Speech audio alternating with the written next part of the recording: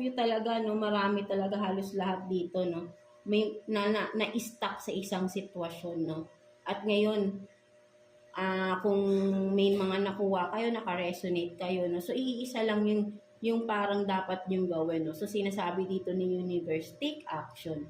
Gawin mo na yung dapat mong gawin para maalis ka na sa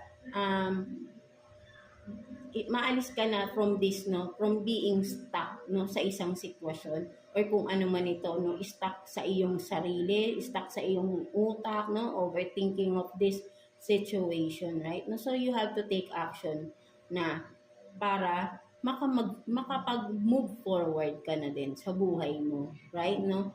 At ikaw lang din kasi, no, sinasabotahe mo yung sarili mo na dapat marami ka ng magagandang na-experience sa buhay mo. But then, you are stuck of the things na hindi naman dapat ng